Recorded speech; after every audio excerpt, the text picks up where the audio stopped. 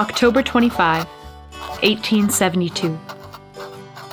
Dear Mr. Cavell, I was happy to have received your letter from October 20th. Thank you.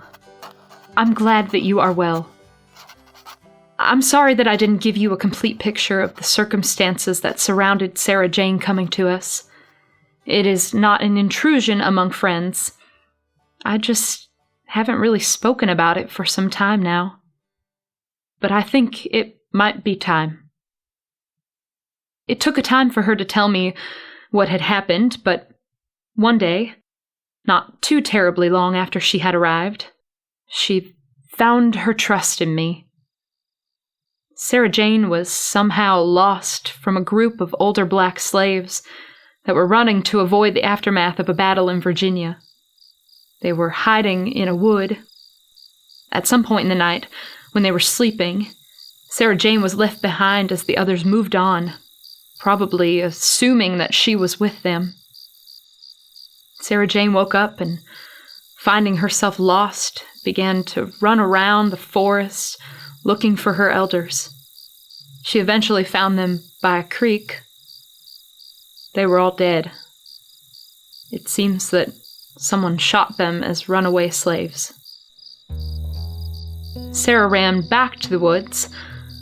I'm not sure how many days she remained there, but when she emerged, she said that she heard moaning and thought it was one of her elders. It was a man, a Union soldier who was badly wounded. Sarah Jane was afraid of him at first, but gradually came closer to hear what he was saying. When he saw her, he told her to get in a bag that he had, and she retrieved water and food for him. He let her have food and water too, and she stayed with him. She said they talked a bit, and he was a very nice man. He knew that he was going to die, and asked her to bring a message to me.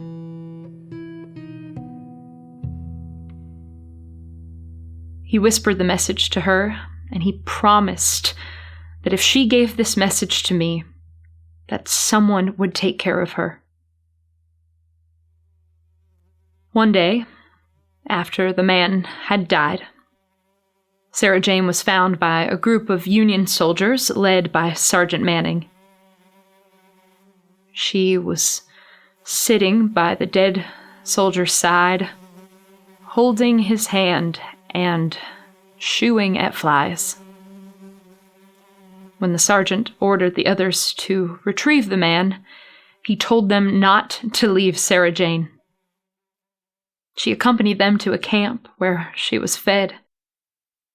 A soldier came to her and spoke to her about the dead man, and afterward she was given to Sergeant Manning and stayed with him until he brought her here.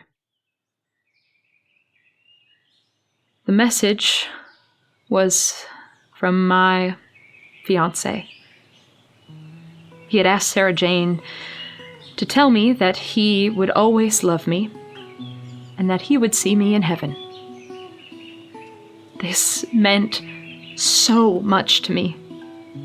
Sarah Jane gave me such a gift that I don't know how I could refuse her anything to this day. He was a good and kind man.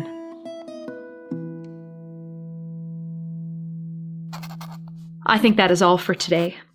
I shall look forward to the news of my Aunt Iva in your next letter. Be well, Mr. Cavell. Most sincerely, Miss Ann Levitt. P.S. I didn't walk the river today. It was just not the day for it.